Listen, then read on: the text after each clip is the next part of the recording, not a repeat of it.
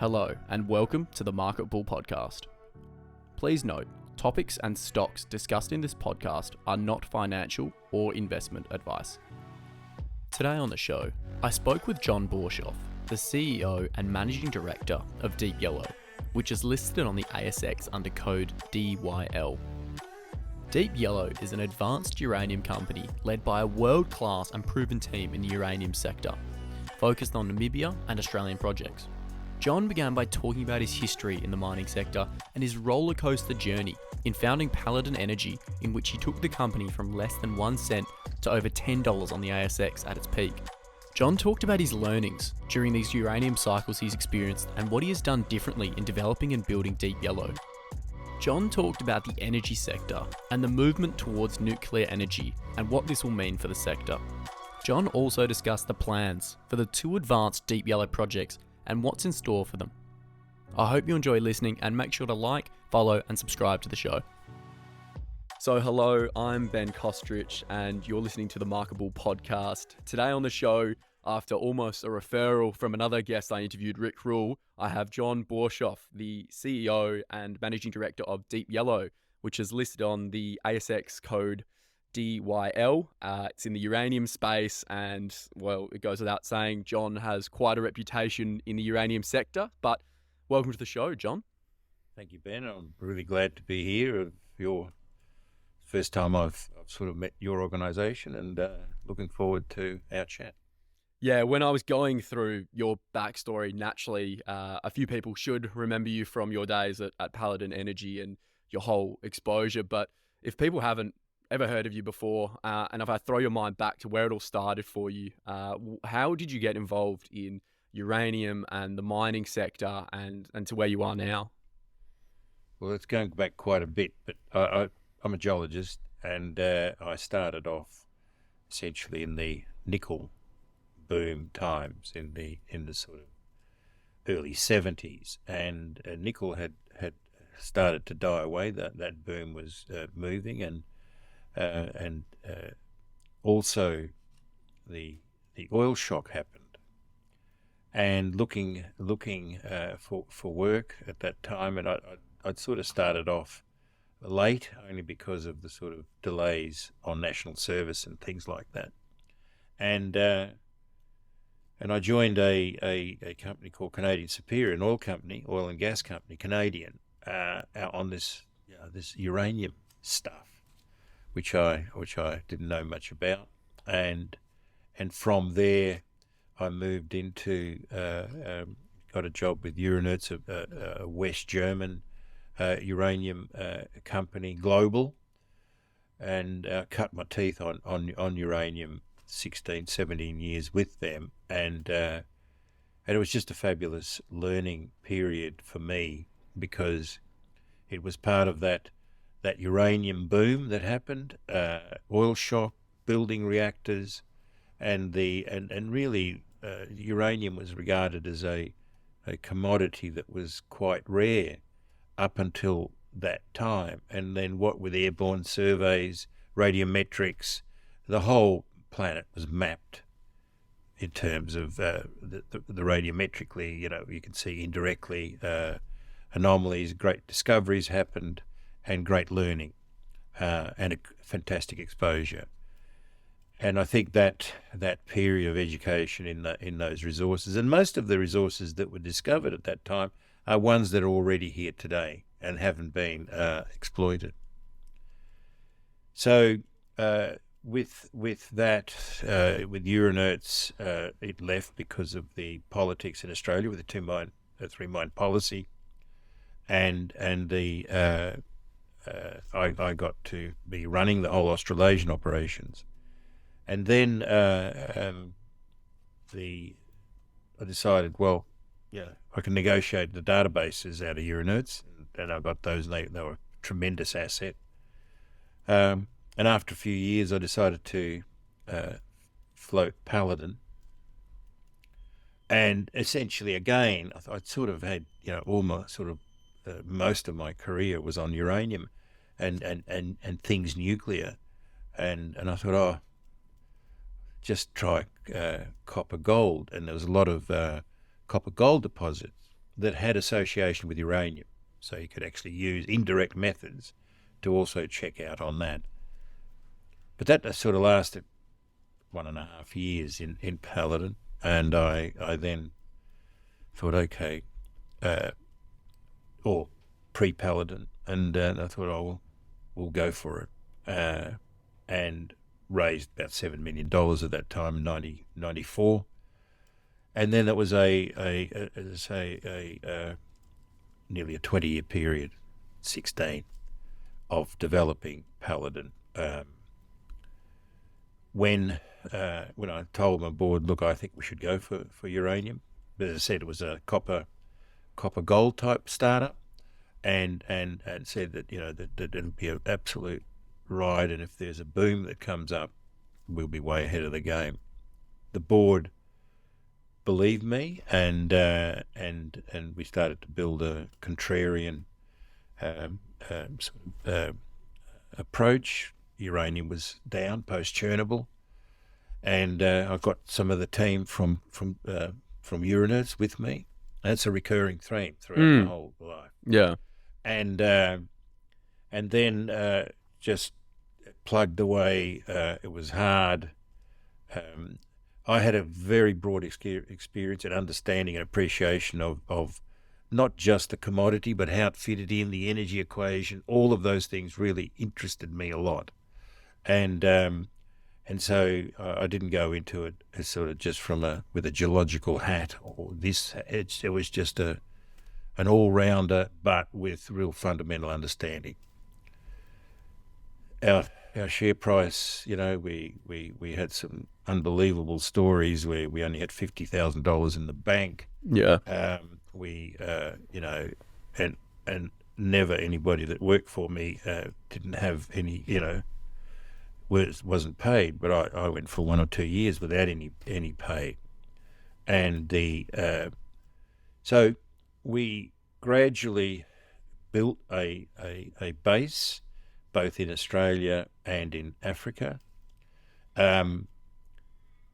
Just to tell you what it absolutely needs and the commitment you need. At one stage we had it's a listed company, right? And we had $50,000 in the bank account. In the bank, and every penny was counted where it was going. And had a chance to buy Langer Heinrich deposit, which became a famous deposit that I developed, and paid $15,000 cash for that. Now, that cash doesn't sound much, but it's a bloody lot. When it's that much of what you've got left. Yes, and so it started off with that, and I guess the overriding theme, and build up my team. That was a sort of a fresher team, people that I'd known, but I sort of knew what everybody had to know in the uranium space, not just the technicals, but all of the issues, how people perceive the product. And from that start, we ended up, with 2 uranium mines that we got, developed, constructed, managed that, and operated, and and started off some expansions. So from 2005 to 2011, even post Fukushima, we're essentially developing mines, and became the sort of 7th largest producer, the only junior that actually made it. That was a story in itself, and that's where in the early part of that I met up with Rick Rule, who supported me, but it was still 6-8 years of before he mentioned tough times. Yeah. And then it just went from less than a cent to $10, and at that time US dollar and Australian dollar were parity, so it was a US dollar equivalent of 10, the $5 billion they got to, and with that we actually got all of the vision, all what we said we did, and it was on song. It was we were operating both projects, and then Fukushima came in, and so it was fortunate. We were neck to neck with Fortescue at that time with Twiggy, and if Fukushima hadn't happened for us, because we're carrying debt as Fortescue was, and and when that came about, some, probably not good decisions in terms of we could have raised funds at Fukushima time. We were at $3.5 billion, so it was not insubstantial, and we could have raised the sort of $200 million quite easily. And yes, so after that, the company got into difficulties. It was time for me to go and need a new type of people in the sort of financial administrative side. Although, what we did right up to there was running at all levels good. And what did I learn about that? Keep your debt low. Yeah. And really act quickly when a black swan event happens. Naturally. But I mean, from a personal point, this whole commodity and sector of uranium has been through just an absolute roller coaster and a whirlwind of emotions. And for you personally, steering the course and staying true to this sector, this must have been incredibly challenging and probably still is. I know naturally uranium's getting a bit more flavor and attraction now with a lot of tailwinds, but from your perspective of dealing and managing all these emotions over the 30 years in the sector, how has that all been? Well, there's really been in the 75-year history of the nuclear business, and in that 75 years, I sort of include the sort of arms build-up component in the early part. But aside from that, and even within that, there's been three major booms. There was the sort of oil shock boom, where people can't believe. I have not known how global this the participation was, and more than any other commodity I've experienced. So that was a great learning period, and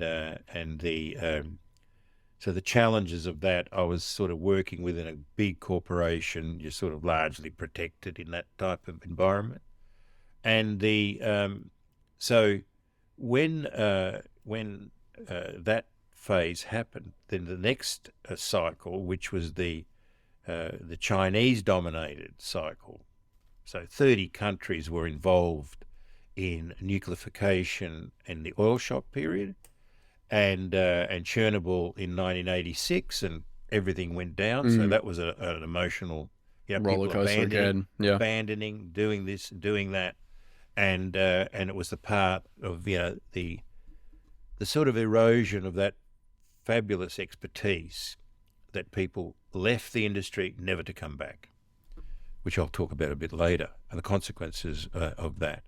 And so with the Chinese then coming in, so it's 31 countries came in on the oil shock boom and created this phenomenon, and with huge opportunities and all of that.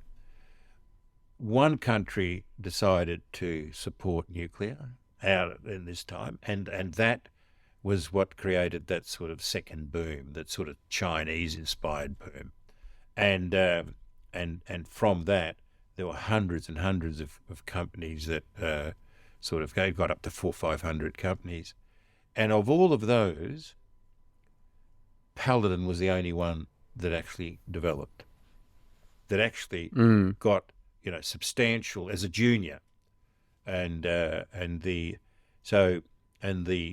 rewards that came from that, and really what you really need is just to keep your head, not to allow all of that that it comes in. Keep your feet on the ground, keep your teams on the ground, grounded, and so that and after that, the whole Fukushima event.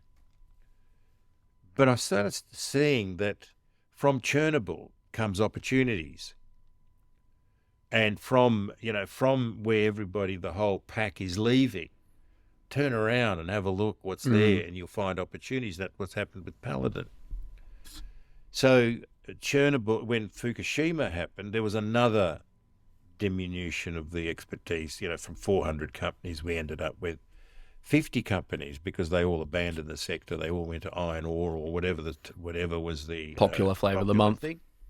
And I think that where I was involved with Paladin in the tail end of the Fukushima, well, not the tail end, the beginning of the Fukushima, post-Fukushima event, 2011 to about 2015. And then when I left, I thought, oh well, I'll use my expertise and support other companies. But I then saw this fabulous opportunity for creating wealth, which it's actually transpired to be so. So where Paladin, as I've often said, I created in a contrarian approach based on demand and whether nuclear would be, whether there'd be another reactor build. Yeah. That was where we positioned ourselves early and got advantage in terms of cheap assets and everything. And the other thing was with Deep Yellow, after another event which causes you to sort of say, what am I doing in this business? Reevaluate. Yeah.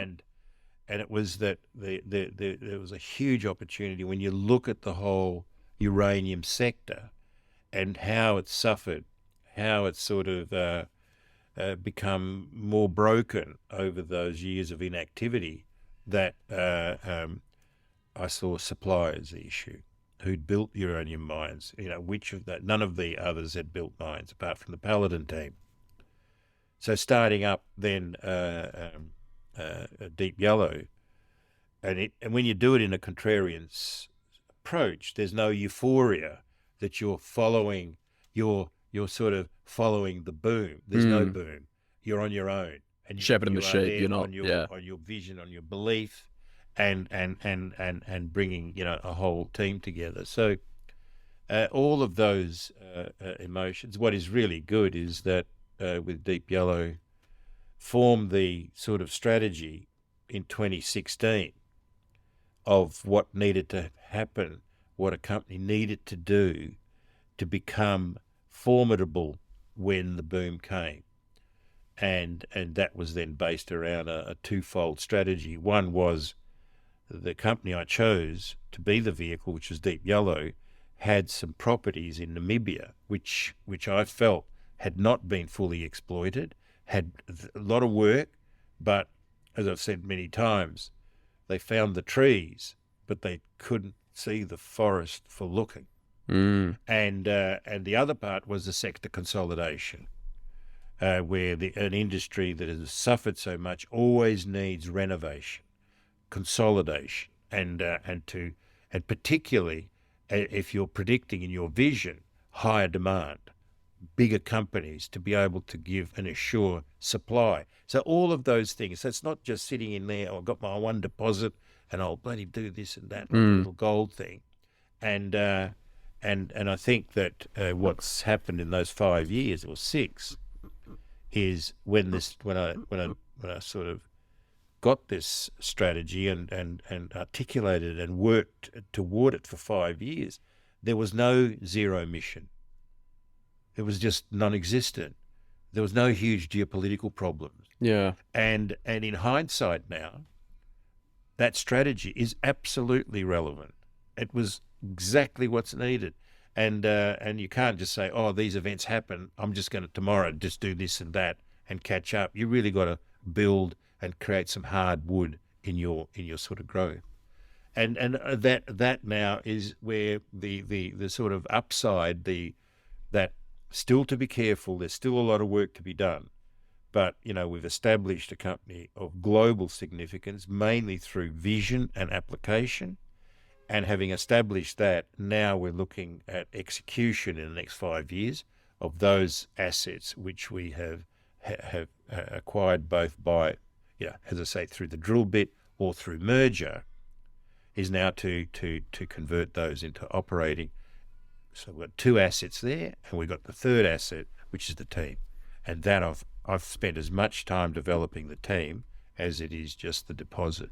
So that that combination differentiates us, and with it comes all the ups and downs and all of that. Yeah, well, you mentioned earlier that you've had this inclination to bring people along the journey that you've worked with, and naturally brought in new and skillful people along the way. But if you go back to even joining Deep Yellow, and you said you'd learn a lot and you saw an opportunity to do it differently and building it up to where it is now. I mean, going through that process and yet touching on the projects and what Deep Yellow is looking to achieve now in this emerging nuclear trend that we're rapidly approaching, touch wood, seeing what's unfolding, but explain that a bit more. So essentially, you have to sort of appreciate, in this sort of post Fukushima reconstruction of you've had in the interim, and every month it's a different story, an even greater story in terms of nuclear demand and countries committing to nuclear, seeing the sort of the limited in terms of time in the 24-hour period contribution that renewables can make, dispatchable sort of electricity, low carbon emission, all of those things driving a need for a company that can offer three things. First of all, a competency, a proven, credible of its team. So the utilities are very interested that this company's not just, I've never done it before, but please, cowboys coming in trying to figure it out. And it doesn't have to be just cowboys. It can be people that are genuine in their belief, but they've never done a uranium mine. And when you think that there's only been 3 companies outside the US in 70 years that have actually established a substantial uranium company of the juniors, it's not as if, if there's a gold boom, there'd be 50 companies that have made, deposits. So the mortality unique skill rate set is really, so that's a big thing. Having long life uranium mines is another big thing because of how you market the product, and having diversity of supply to offer from different jurisdictions is really now becoming even more important in terms of security of supply and giving the customer optionality and and what's available now in this environment in terms of other opportunities in the sector, where you've got to look at the sector in its embryonic stage, apart from Cameco and Kazatomprom, and all the rest are not going to, there's just single deposits, single companies, bit here, bit there, and that's got to really now morph into to make substantial companies, multiple mines, good pipelines, and to have production, significant production that, we're looking on what we've had, just the projects that are advanced now within sort of by, with 2026 marked out for the Namibian, our Tumors project in Namibia as a producer, and then Mulga Rock aiming at 2028. There's 7 million pounds of production. That's a substantial lot, not 1 million, not 2, and with upside growth on those. Other projects in the background of developing and increasing a resource base and becoming the babies for the future. Merger opportunities but if you haven't got an idea of what is needed in the uranium supply sector in 2030, in 2040, you can't design your growth and establish benefit for your shareholders by just following your nose. I've got a deposit here, I'll get it going. And there's going to be someone that buys it in the future. And sometimes the type of, how look, the nuclear sort of realization has come on at such a rush in this sort of phase of energy transition. And the energy transition, for me, apart from nuclear, is an experiment. Nobody knows how you're going to harvest these broad acre, low density renewable systems that take, for instance, a nuclear reactor high density output, 1,000,000 sort of megawatt power stations, sort of take about 200, 300 hectares. A wind farm takes 300 times that. A solar farm takes, 80 times that. I mean, these are now kilometres, 20 kilometres by 5, 10 kilometres just for 1,000 megawatt, where the other one just fits in a virtually a large farm. And the amount of resources you need for diversified, low density systems. So with that, this big rush of now there's 15, 18 countries that have made top-down decisions, and those top-down decisions have only occurred 3 times. In the oil shock, where it was government that said, we're in a bloody lot of trouble, nuclear we're going for. Some of the reasoning for that wasn't probably right, but that's what happened. China said nuclear from the top down, not some local yokel wanting to make a quick quid. No, I think I'll go this way, that way, and the industry is a bit too much dominated by technocrats. It's a highly technological industry, and technocrats who are just sitting in there running on spreadsheets. This is what working with huge utility. Oh no, this is the problem. Nobody's going to build reactors and this and that. But the top-down world is saying we are going to nucleify. This is what's going to happen, and everything changes. So a lot of the stuff that is written pre-2 years ago is irrelevant. There's no databases and analysis to say, look, on this trend of this happening, this is what is needed, and it's because it's a new world opening up. When China says 3 weeks ago that by 2060 they're going to go from their 60 gigawatts to 400 gigawatts by 2060. Now, that's slightly more than the total nuclear fleet generates today. That's just China. US says, look, we got to go 3 times increase 3 times to maintain their sort of 20-25% nuclear, which is a really important equation. By the way, when China gets up to their 400 gigawatt, which is 400 reactors plus, they're only 18% of their total of their electricity. So those ones are, when you get your top dogs doing that, and all the others are in there, the next tier of France and Japan, they're coming through. It is a fabulous period, and those realizations still haven't come fully and have been fully implicated in terms of how the industry needs to galvanize, particularly on the supply side.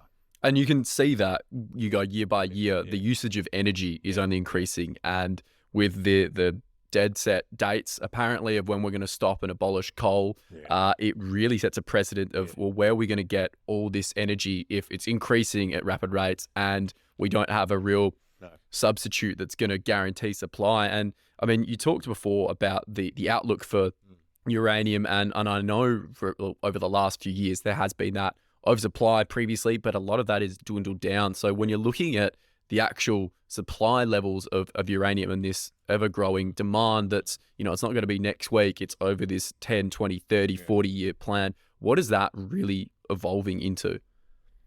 Well, it's an industry that at the moment, how it is expressed with, there were 60-odd, 50-odd companies a year ago. Now it's about 90, with new young ones coming in, which is absolutely essential. So imagine hypothetically you want a uranium price, it's gone from 30s and 50s, and all those movements have been actually irrelevant. They're not going to galvanize an incentivized supply sector. It really is going to be in the sort of 60s and 70s where people will commit capital to new mines, and with the assurance that supply requirement will at high prices or reasonable prices will be sustained for a long period of time. So there's returns on it, and it's not just an episodic high rise and drop, down it goes. Yeah. And I think the world of energy, where our transition is going to now make us more and more always electricity hungry. There's no way that the new systems will accommodate the needs, and as you said, the Industrial Revolution, which is 300 odd years, it has mainly developed the civilizations and economies we have by cheap, affordable energy. Yeah, that's it. QED. And if you haven't got that, the standards of living will go backwards. You cannot have. It's like paying high price for water, which is a standard, and then that water is used for other industries to make profit. There's something has to be in major infrastructure to supply this energy. People have lost touch with that, and so you've now got a world where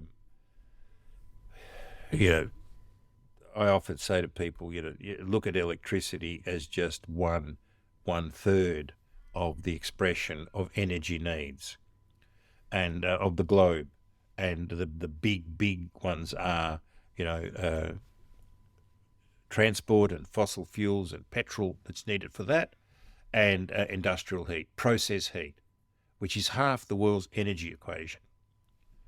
And you don't have an economy without things heating, burning, melting, all of that stuff that happens. Everything you see has gone through a heat process, and so now everybody's looking at a static electricity component, and 40% of energy is expressed through petrol or diesel through transport.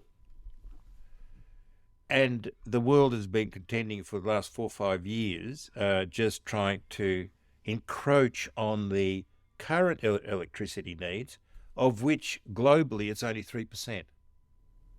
You just can't get the horsepower into this system. So 70% of just electricity is still fossil. Imagine now needing more electricity. You've taken away growing electricity by another 3 times to accommodate electrification of vehicles. Well, what sort of genius do you need to work out, geez, we can't even do what we're doing now? What sort of investment do you need, which is very expensive, to get electricity then to be able to electrify cars? So batteries and all of those things, and as I've said before, batteries in terms of electric vehicles are what is an empty petrol tank in a car is an empty lithium battery in a vehicle. It's nothing. It's a battery, or it's a petrol tank with nothing. As soon as you put petrol into it, you have energy, and then you can move. And where you're going to fill all those batteries up with energy, and the amount, and people haven't even thought straight, how we, with the current reticulation of electricity, the amount of electricity, it is huge. And of course, impossible in the process heat side. So then you look at it and you say, right, the nuclear is not a transitional option. Nuclear is a necessity, and you might say, coal is a transitional commodity, and to a lesser degree, gas.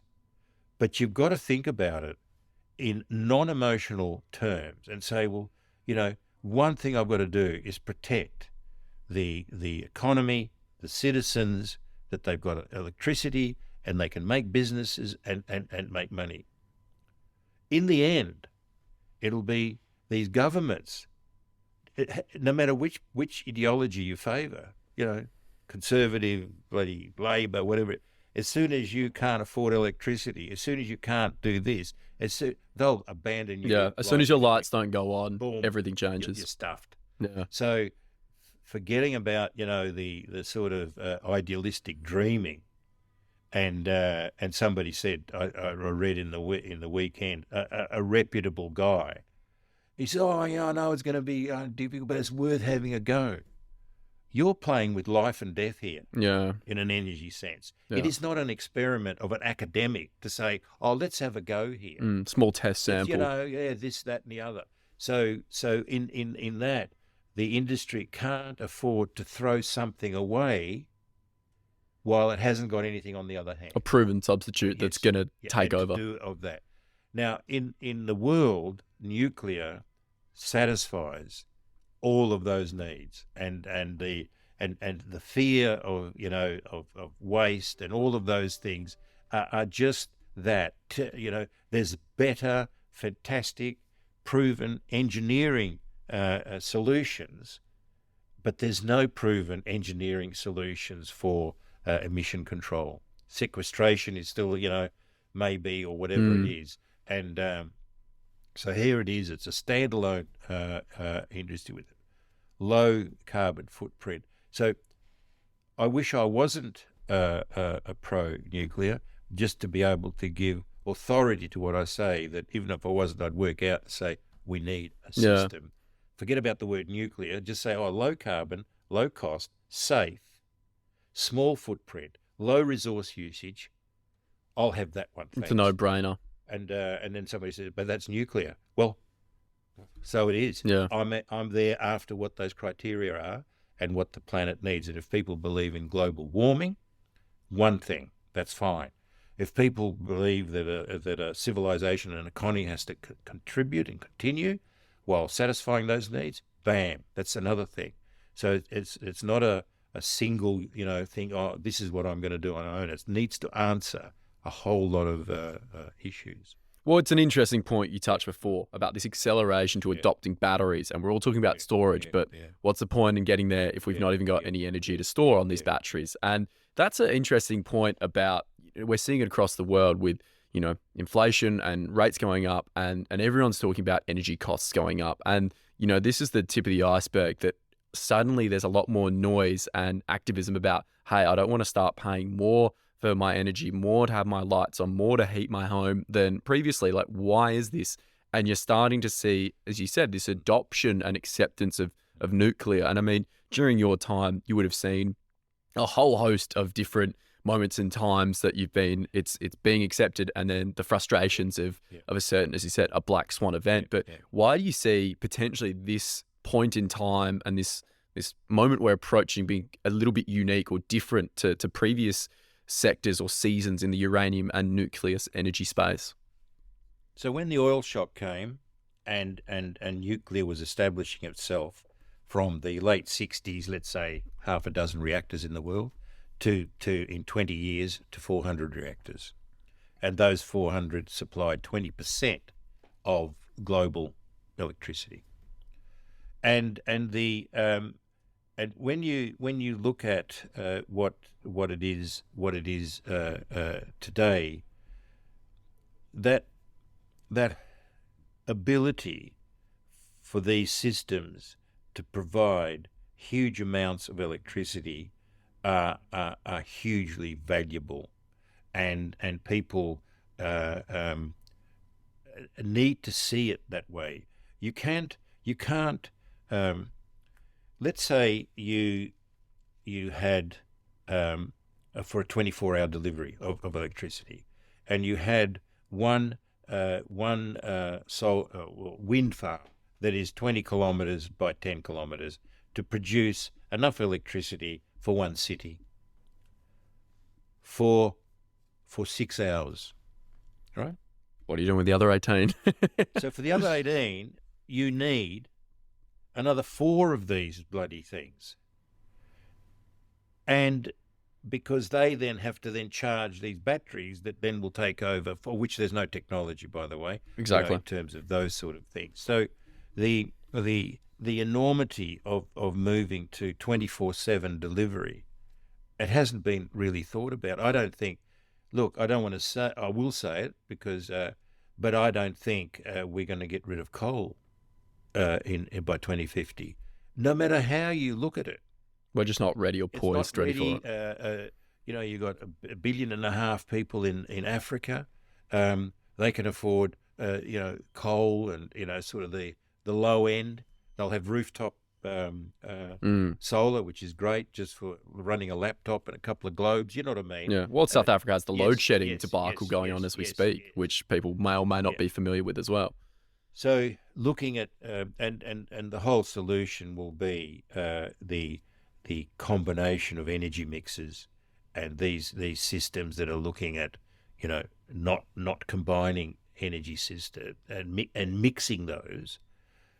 So the big difference is that nobody saw risk in the oil shock time. Getting back to your question, they saw no risk in coal, but huge risk in nuclear. And when you're under the pump, and when there's a Cold War, and in spite of that, 400 reactors are built, it shows you the propensity for energy and how it overrides a huge amounts of things. So now your energy is determined not just in terms of, it's determined with risk of the planet warming up, the risk of carbon, risk of delivery, and something that energy won't catch up. We will never get to sufficiency globally with the systems that are being put together. So in that way, then the sustainability of pricing will be high, and that's nothing to do with the uranium. I mean, people can't mine enough lithium, they can't mine enough nickel, and they acknowledge that because it's the ore bodies are getting lower grade, the bureaucracies are getting even more sort of difficult. Yep. Environment, geopolitical. So at a time when we need boundless amounts, never before produced. Somebody's saying we need more in the next 5 years of copper that has been produced. The whole history of copper. It's a great idea, but where's it actually going to happen? How do we do that? And that's the electrification side. But what it does mean is that this focus on energy and food on the other side is going to be continual, and it's not going to be answered. So, we will answer it in the next decade, and then we're back to normal. It's not going to be like that. It's just going to be an evolving world, and trying to get whatever the next sort of stage of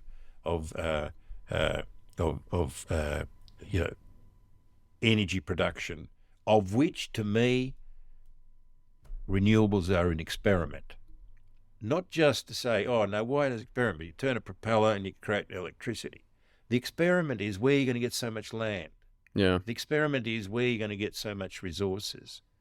The experiment is how you're going to get so much transmission lines out there. Yeah, the infrastructure. Huge. Yeah. And people know this is not going to happen.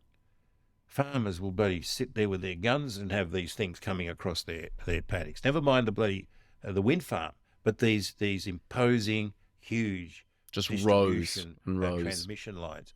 So it's not just the experiment that, oh look, if I put some sunlight on this panel, I'll get electricity. That's yes. You got to say it's a low density energy, so that has other consequences, and I think that's why people are being led down the garden path. I think to a large degree, yeah, and people are being experimented with, and when you see Germany exporting its manufacturing industry, as a country which has probably got the best engineers in the world, and they can't get this thing to work together. they're building new coal mines. They're importing electricity from the neighbours, mostly from the nuclear side of things, and but you can't get Japan to do that as an island state. You know, where's it going to? It's got to bloody well have its own power, and I think that sort of need to protect the essence of where our economies are is an exciting phase and great opportunity. Yeah. Well, we won't touch too much on Australia because I know we've also got a whole nuclear acceptance of building nuclear, but we do ship out a lot. But that sets a pretty compelling story of nuclear and uranium. Yeah. But then if I zone into Deep Yellow in particular and the projects, and on the website, and at least the communication is that if you guys execute your game plan and get it, you'll be one of the largest uranium players on the Australian Securities Exchange. Yeah. But I mean, if you circle in on your two projects in particular, I mean, what are they, and what are the objectives to monetize and get these up and running to feed in? We've got one in a definitive feasibility study finished. It's logged out. The things remaining to do that is the final design and engineering and the project financing. And we've stated that this project we believe will get to production in 2026. We are saying that we are not going to develop any projects below $65.70 because it's just you have to have a profitable business, and it's based around what the supply demand is, and we are saying the supply demand is such that it'll be similar to what it is for lithium and where the prices have gone. And the battery makers can say what they like. It's not them that is determining price, it's the market and that dynamic. So we've got a roadmap for that. We've got a roadmap for Mulga Rock in Western Australia, which the previous owners, Vimy, one of the things, several things that they did well was they got a renewal of the approval for that project, whereas the three other companies that had approvals let them go away because they didn't invest money while prices were low, and did a lot of good test work and had feasibility studies. We looked at that project and saw upside that the previous workers couldn't see, and it's essentially the sort of non-uranium energy minerals that are in there, the cobalts, nickels, and rare earths. So and on that basis, and to judiciously look at mining resources and not leave them in the ground, vital ones, we saw huge value uplift, and so we are doing test work of that. So the feasibility study that they thought they had, we are then going to revise and probably start that late this year, which will put it in time and sink in, Tumas first, Langer Heinrich, Tumas first, Mulga Rock second, and looking at a production scenario there in about 2028. And each will produce about 3.5 million pounds, and long life mines.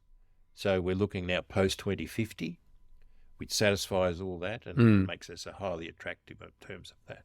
And then we've got other projects upside in the Alligator and also north of our Tumas project in Namibia. Now, that doesn't mean that's where we're at, but it's a bloody good package in this environment to have. And on top of that, as I say, our third asset, apart from those two, is our team, which is proven, delivered, understands across the A to Z. It's not just an engineering thing. It's not just geological resource. It's planning, operational, governance, environmental, you name it. Everything. And marketing, And that's where the uranium industry, more so than others, and nuclear, takes no prisoners. You really got to be on your game. You've got to do things. People have got perceptions about uranium. Most of them are wrong, but doesn't matter. And you have to be able to be trusted enough, competent enough deal with those matters, that stakeholders are looking on, that you do the right thing. And within the bubble, you could say, working in uranium for so long and within the sector, I mean, what have you seen as the main barriers, for example, to actually educate and get people to consider this? Because now it's a little bit more adopted, but even getting this message out there and communicating. There's no, I mean, the whole thing of educating people, the worst thing to educate and get out of people is not to believe their perceptions. Now, I believe nuclear will go in spite of that. People sometimes, what do I do to convince? Well, how come 450 reactors have been built? And people say, no, I don't like it, and I don't do logic. This or that. It just bloody well happens.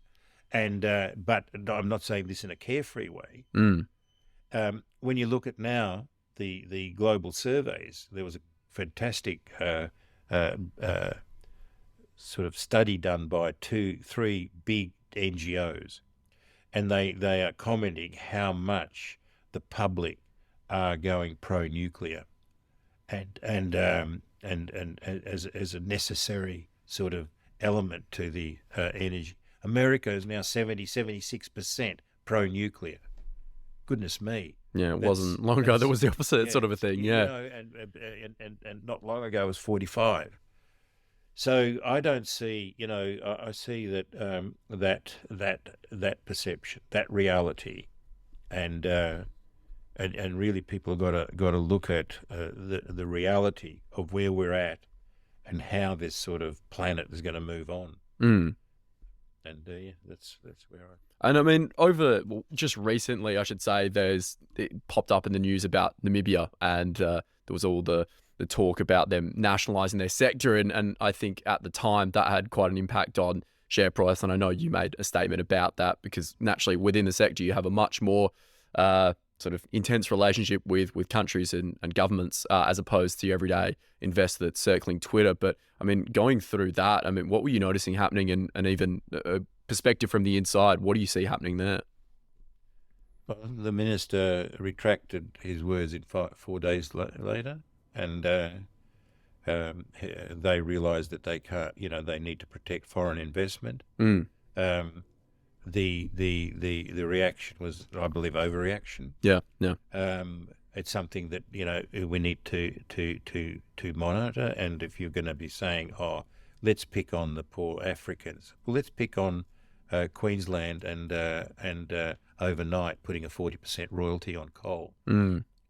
So I believe there's less sovereign risk in these countries that really need development. Yeah, need the investment with proven track record, and all of the people say, no, we're so stable in Australia, and there's no sovereign risk.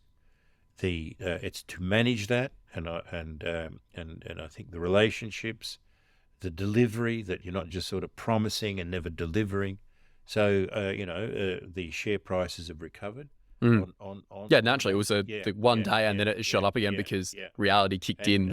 As you said, it's a very responsible government that has issues like any other government where they need revenue, and it's how to manage the way. How to manage that is get more mines going, increase the revenue pot.